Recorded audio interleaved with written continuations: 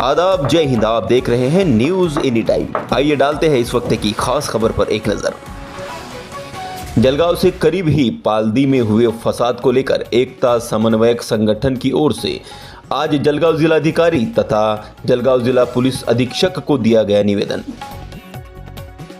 एकता समन्वयक संगठन ने निवेदन में कहा कि पालदी में पूर्व नियोजित तरीके से अल्पसंख्यक समुदाय की दुकानों को टारगेट किया गया। इसी कारण वहां के अल्पसंख्यक समाज में भी डर का माहौल बना हुआ है। इसी कारण उन्हें सुरक्षा भी प्रदान की जाए। इसी के साथ साथ निवेदन में ये भी कहा गया कि फसाद के लिए जिम्मेदार लोगों पर तुरंत ही कड़ी कार्यवाही करे। इसी के साथ जिन लोगों का नुकसान हुआ है उन्हें 25-25 लाख रुपए का मुआवजा भी दिया जाए। आज हम जलगांव जिला एकता संगठन की ओर से यहाँ पर माननीय जिलाधिकारी इनसे मुलाकात ली और उनको बताया कि पालदी में जो 3 साल पहले घटना घटी थी उसकी पुनरावृत्ति हुई, वो भी नए साल पे। तो हमने उनको एक 9 मांगे सामने रखी और उनसे डिस्कस किया। हमने ये नहीं कहा कि हम आपको निवेदन देने आ रहे, बल्कि हमने ये कहा कि ये हमारी कंप्लेंट है।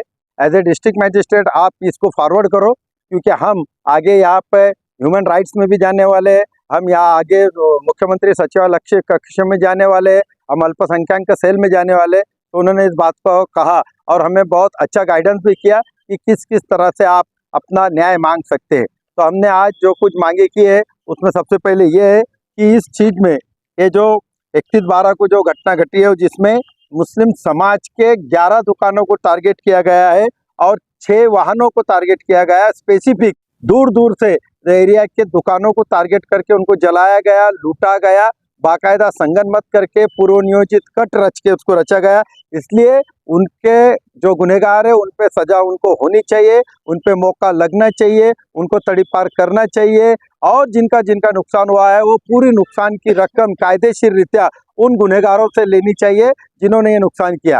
साथ ही हमने शासन को ये भी कहा है कि वो सबों का पूरा जिनका उनका टी और ब्रेड उस पर चलता था उनका पूरा नुकसान हो चुका है। एफआईआर में अगर 50,50,000 का नुकसान बताया है तो वो 2 से 3 कोटी का नुकसान है। इसलिए हर एक फर्द को 25 लाख रुपए इमीडिएट नुकसान भरपाई देना चाहिए।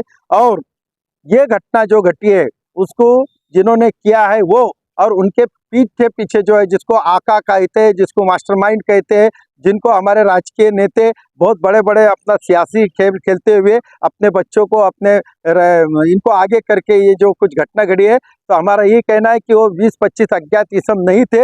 एफआईआर में अज्ञात इसम लिखे गए हैं, जबकि जिसने फिरियाद दिया है वो पिंजारी ने नाम कहा था कि ये लोगों ने आके गाली गलौज की, ये लोगों ने वहाँ जलाया करके।